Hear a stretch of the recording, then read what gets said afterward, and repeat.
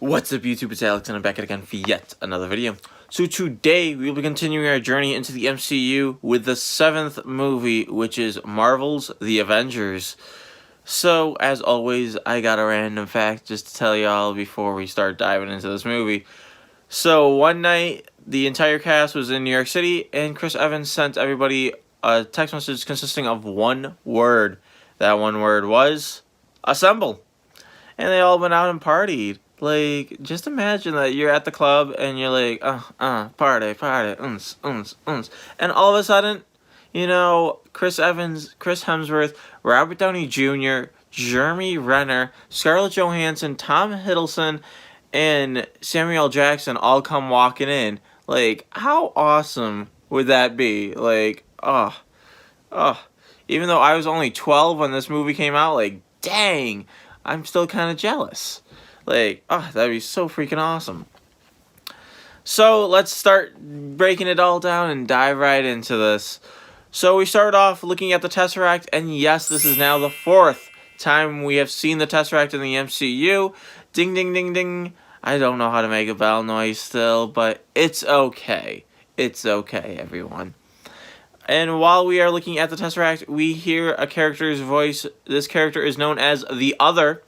He says, the Tesseract has awakened. It's on a little world, a human world. They wield its power, but our ally knows its workings, as they never will.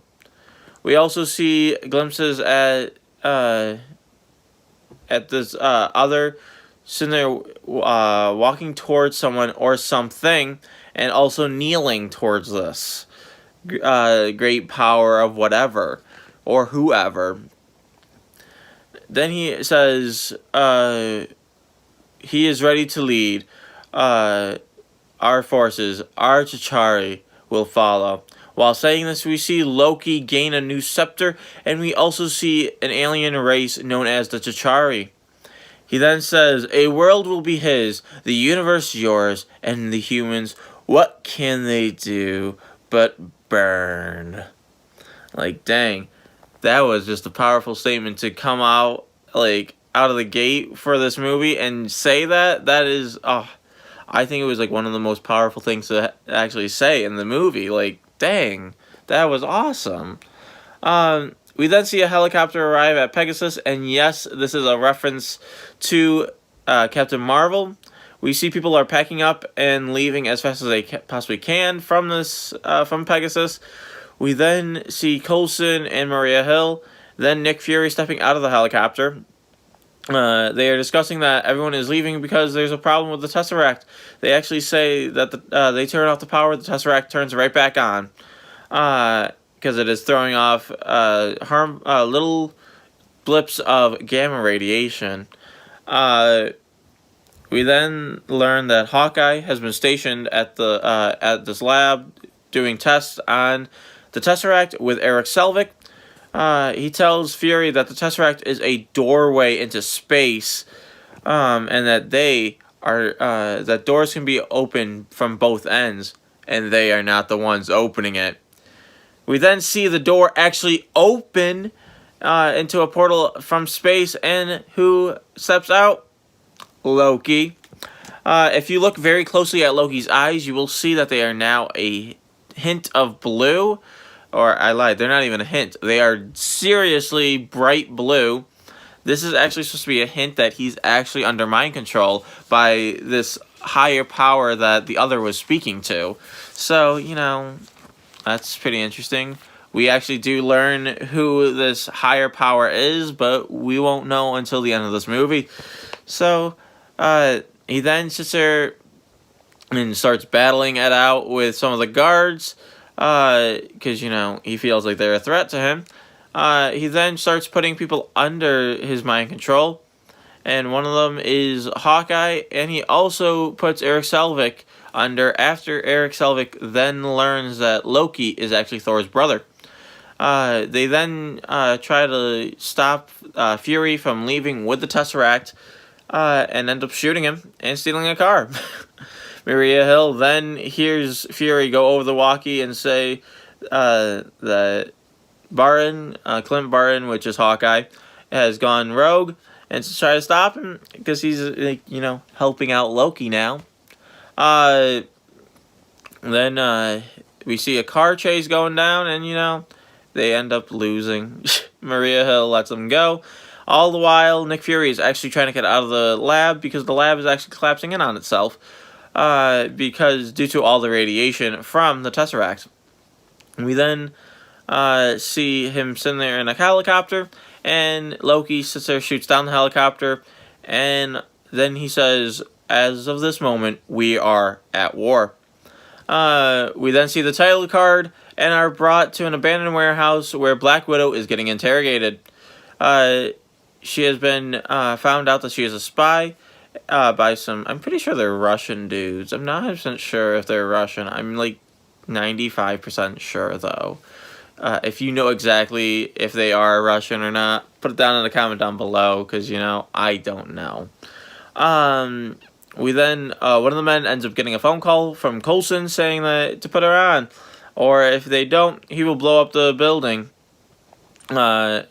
She then sits there and says, "Hold on," and takes down all the captors, and he says she needs to bring in the big guy, meaning Bruce Banner. We then jump to India, where we see a little girl sitting there looking at Mark Ruffalo, who has now replaced Edward Norton as the Hulk, due to that Edward Norton made too many changes in his dialogue in the Incredible Hulk movie, and he also refused to do any promotional stuff for this movie. Like, dude, what? This movie was awesome. Like, you didn't want to promote it? Man, you kind of suck. But honestly, I think Mark Ruffalo did a really, really good job, and he continues on throughout the whole movie series. Like, I think he did an A+ job as the Hulk. Like, awesome. She then says that the little girl then says that she has a sick father and needs help from Bruce. She then leads him to a house where Black Widow is sitting there waiting for him. She then tells him about the Tesseract and the power that they are facing to try to battle against. Bruce Banner then says, "What does Fury want me to do? Swallow it?" This is a callback to Captain Marvel where Goose eats it. We then see Fury talking to a group known as the Council, who are basically the head of the S.H.I.E.L.D. They then try to figure out who are they exactly at war with, aka meaning Loki. They then ask about the other Asgardian, or Thor. Fury then tells them that he is not a hostile and that he is worlds away. Then they start talking about the Avengers Initiative. We actually do hear what the Avengers Initiative logo is. I absolutely love it. I have actually a sweater of it. It's actually really, really cool. If you really want that, you can go to boxlunch.com because, they have that, and it's pretty awesome. We then see the post-credit scene from Captain America, where he's at the gym sitting there having flashes of the past. Come back to him as he's sitting there beating up a punching bag. We then see Fury come in and asks him if he's having trouble sleeping. He then says, "I've been asleep for 70 years. Then you should be out, exploring the world." And then he actually makes a bet with him of $10 that something in the world will amaze him. Fury then tells him about the Tesseract and how they had found it near him when they were looking for him. He then asks, "Is there anything that we should know?" "You should have left it in the ocean." Then we jump to a scene with Iron Man working on a pipe, creating clean, renewable energy in the Stark Tower. He then, Sister flies out. All the while, he's talking to Pepper about the new building that they have created. Or he's created, whatever. He then comes back to the Stark Tower and sitting there talking to Pepper. Actually, in the scene where he's sitting there talking to Pepper, Robert Downey Jr. actually had to wear platform shoes so that he would appear taller than Gwyneth Paltrow. I find that really, really funny. I don't know why. It's just so weird. They then talk about the tower, of like all the awesomeness of it. Then Coulson crashes the party and talks about the Avengers Initiative and how they need to bring in Tony. He then starts Tony starts looking at the profiles of everyone on the team, and you will actually see like different parts from like the different movies all in these profiles. It's actually really, really cool. We then jump to Steve looking at the profile of Bruce Banner while he is on a plane called the Quinjet. We then see a We then learn that Agent Coulson is a big, big fan of Captain America. He actually has trading cards of him. We then jump to seeing the army of mind-controlled people that Loki has gotten. We then also see a memory of Loki's that we've never seen before.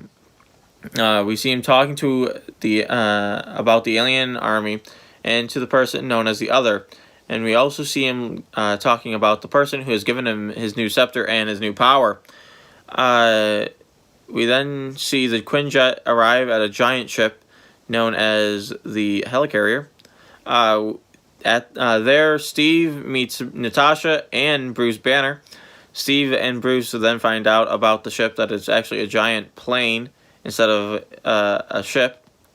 Then we see Bruce and Fury finally meet because they haven't met before this. He's just kept tabs on him. Bruce, Bruce then goes in and starts learning about everything that they need to know about how to find this the Tesseract.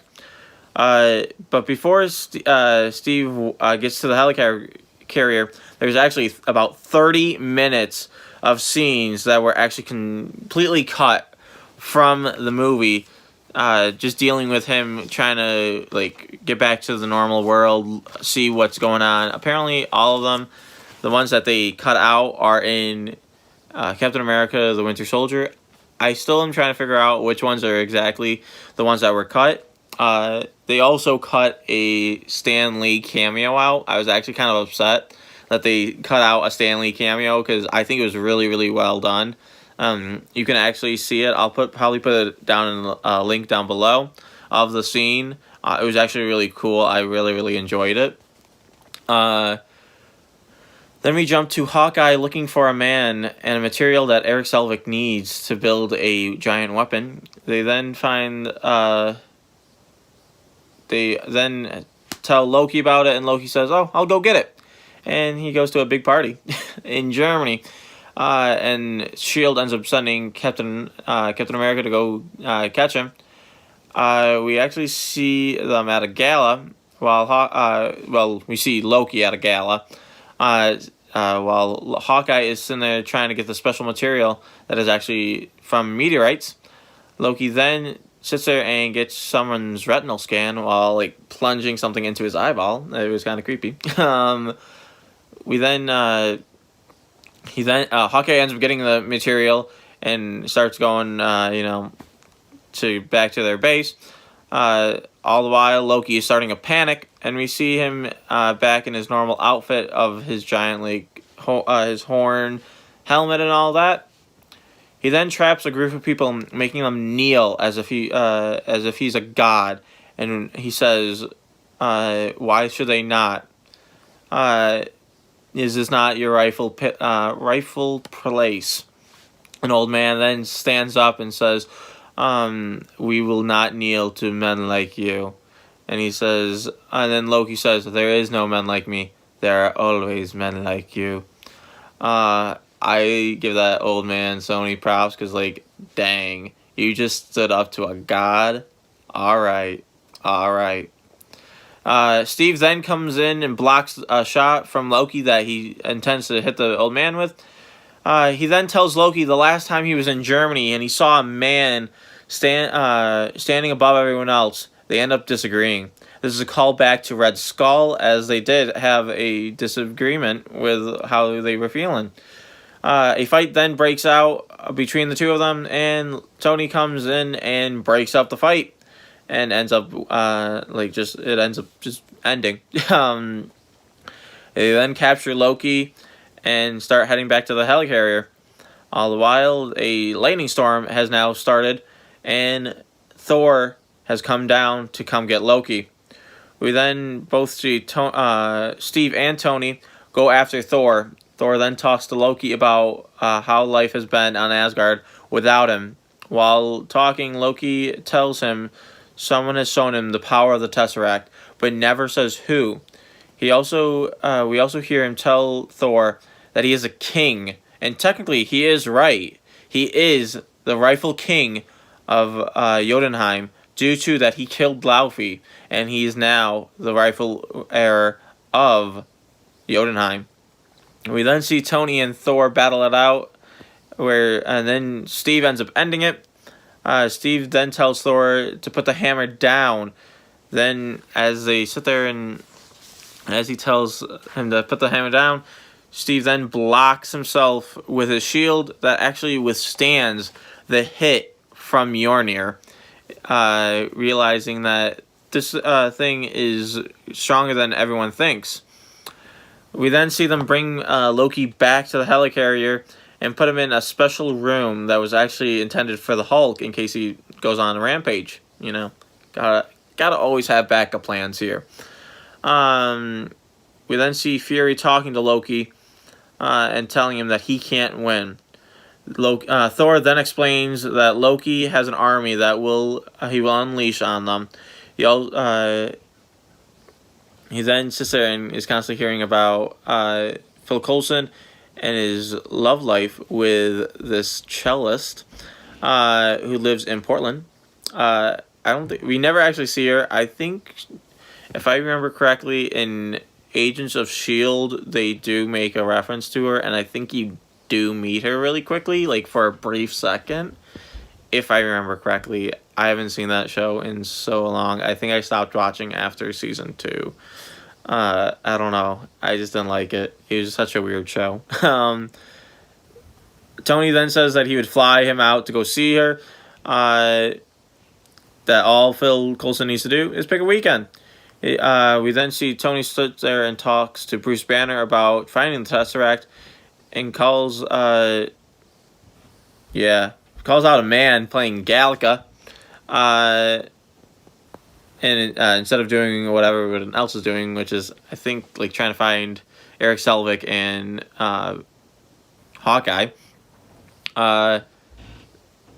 We then Bruce and Tony start to leave to go find the Tesseract because that's what they're trying to find.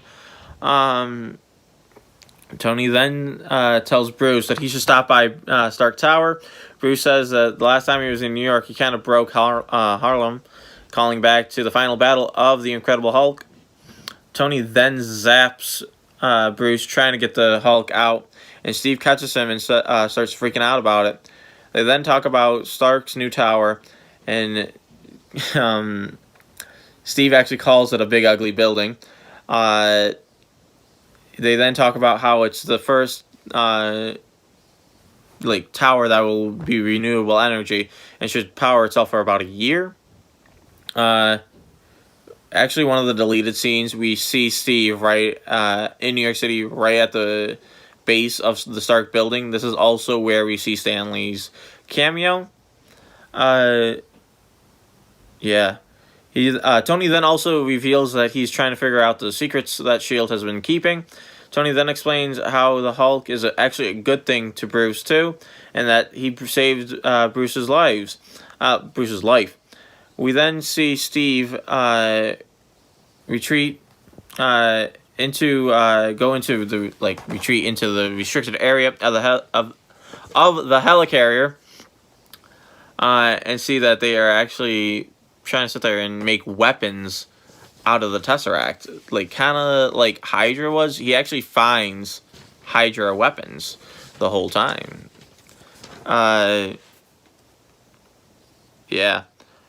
We then learn that Eric Selvig is starting to create a machine for the Tesseract that will open the portal once again with stronger power and for longer. We then hear Coulson tell Thor that once Sir Eric Selvig was taken, they immediately moved Jane, or aka Natalie Portman, to a secure location. Natalie Portman actually had a cameo scene in this movie, but was written out due to that she was pregnant and the scheduled Yeah, and it was scheduled to have her baby right when the film was being shot. Thor then talks about how all Loki's ever wanted was war, and that yeah. Thor then talks about how in his youth he was very war hungry, and this kind of raises the question of how old is Thor exactly. This question is actually answered in a later movie, and we will get to that, and it's pretty interesting how old he is. Fury then asks Thor if he could get Loki to tell him where the Tesseract exactly is. He tells him that he doesn't quite know if he could. We then see Black Widow talking to Loki and having him tell her what his plan is for everyone. He also talks about the past, with her past, which will hopefully be explained in her solo movie coming out this year in May. Super excited about that movie, honestly. Super, super excited. We then see Tony and Bruce going through S.H.I.E.L.D. files, and we also see Steve going through the stuff in the restricted area still of the relics of Hydra. Loki then tells her that he will make Hawkeye kill her in the worst way that she fears, and that after he's done, he will kill Hawkeye. They then confront Fury about making weapons of the Tesseract. Fury then explains that all he wanted was to make weapons to help defend the world against people from other planets. They then all get into a sort of a mind control argument with each other to distract them from the real threat, which is a Quinjet heading towards the helicarrier with Hawkeye on it. Also, random fact: Jeremy Renner actually received special training from Olympic archers just for this movie. We then see them continue to argue. In the argument, Steve tells Tony, you're not the guy to make the sacrifice play, to lay down on the wire and let another guy crawl over you. Tony then says, you're a laboratory experiment, Rogers. Everything special about you came out of a bottle. Keep this whole conversation in your head, because these lines actually get proven to be incorrect in later movies, and I think that it is just so powerful that they say this in the first movie, and in later movies they are then brought back and just proven to be incorrect to each other. Like, I find that just awesome. Honestly, just super, super cool. We then see Barton shoot an explosive arrow at a propeller.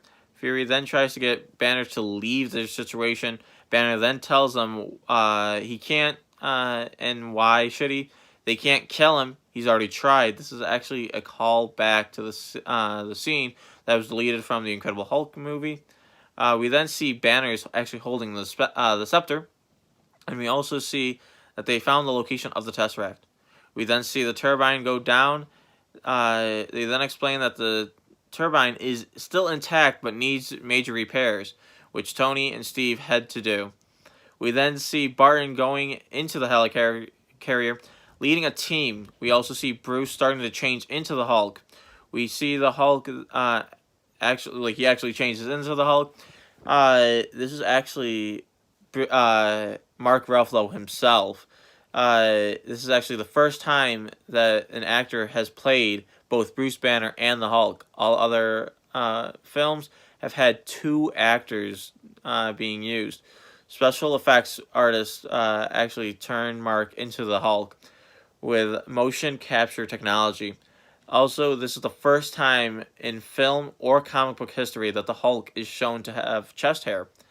We then see him chasing Natasha, or Black Widow. We then see Tony and Steve start to figure out what is wrong with the Tesseract. We then see Natasha trying to hide from the Hulk, which ends up failing. We then see Thor talking to the Hulk in the taking the Hulk away from Natasha, and ends up fighting each other. We then see Tony start to try to fix the rotor, and then we cut back to Thor and the Hulk fighting, and we see the Hulk try to lift Mjolnir, and he actually does not, deeming that that he is not worthy to wield Mjolnir. We then see a plane fire at the Hulk, trying to get him to back off of Thor. Uh, they end up crashing because the Hulk sits there and destroys the plane. We then see that another engine has been checked off, and we see Romanoff actually going after Barton. We then see Tony start one of the engines back up again, and we see Loki leaving his cell, trapping Thor into what was his cell. We then see Barton and Romanoff fighting it out, and she actually bites him at one point too. If you pause it right at the right moment, you actually see her bite him. I'll probably put a picture of it right here. Yeah, Loki then ends up killing Coulson at this moment too.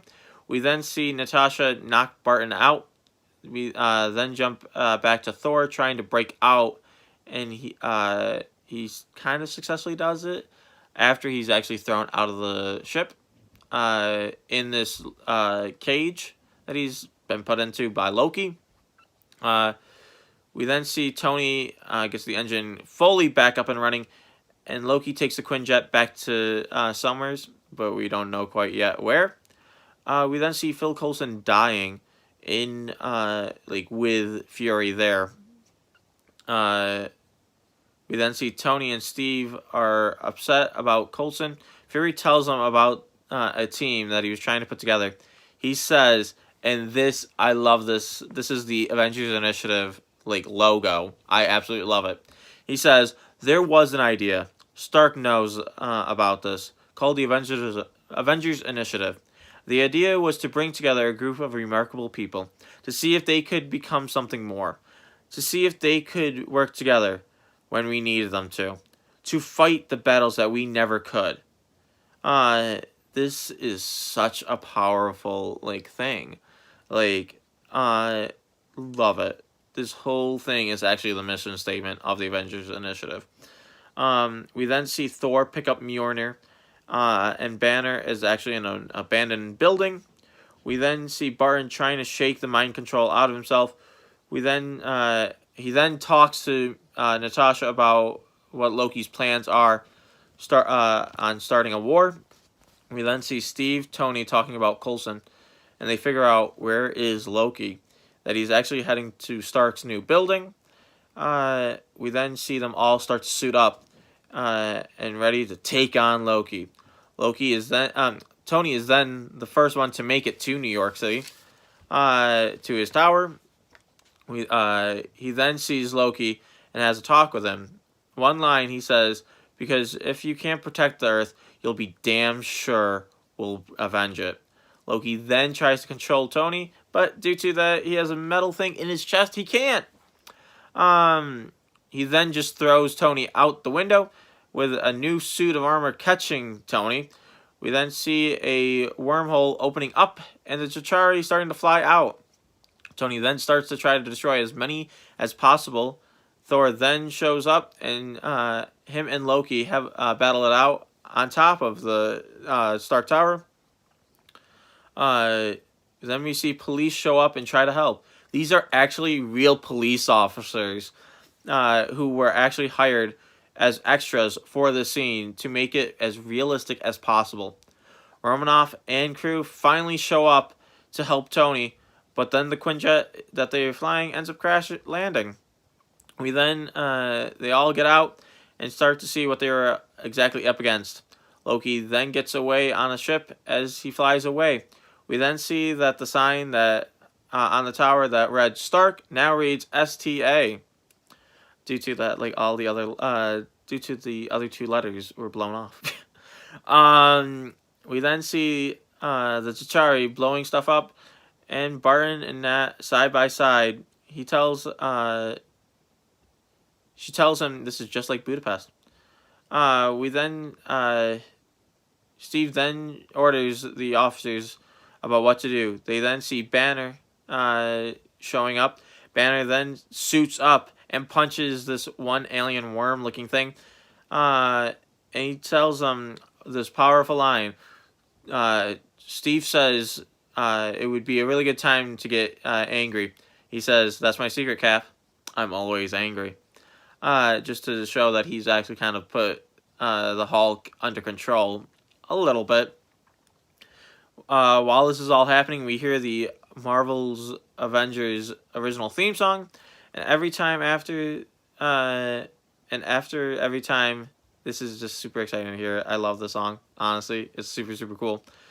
Steve then tells everyone that they should go, like all the civilians to leave. The final battle then commences, and we see Natasha now is stowaway on one of the ships and trying to get to the Stark building to try and close the portal. We then see Selvig having the mind control start to wear off, and we see that the Council has ordered a giant nuke missile to destroy the island of Manhattan.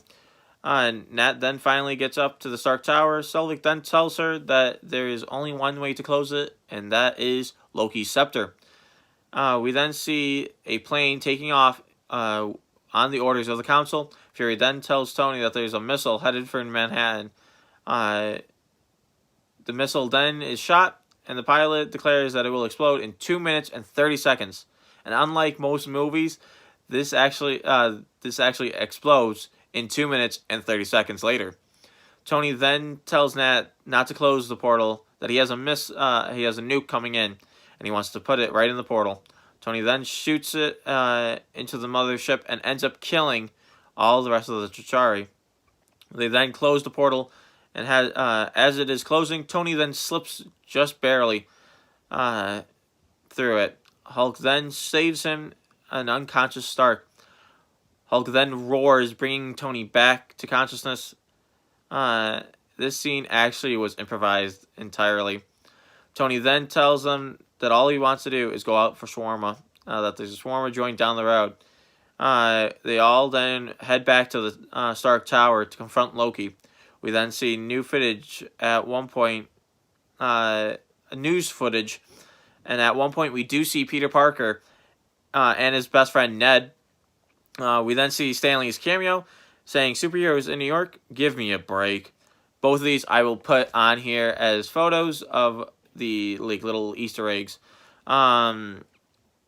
We then see Thor bringing Loki back to deal with Asgardian justice and the Tesseract with them. We see Tony looking over plans for the rebuilding of the Stark Tower. If you look very closely, you will actually see that he's adding different places to put the Quinjet in.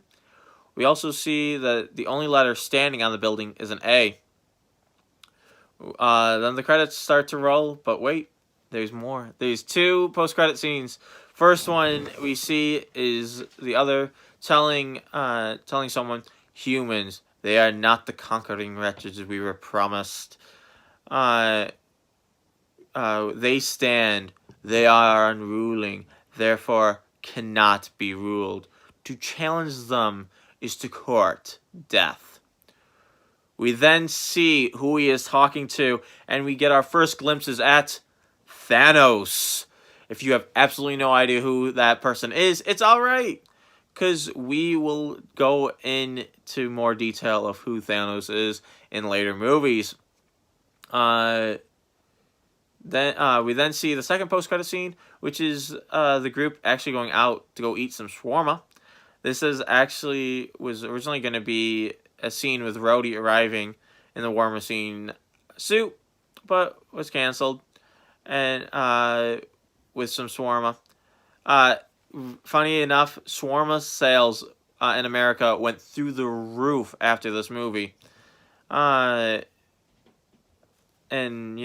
funny thing is, they actually did not shoot this scene until the movie was completely done, and they had their, premiere. And they end up going and shooting it.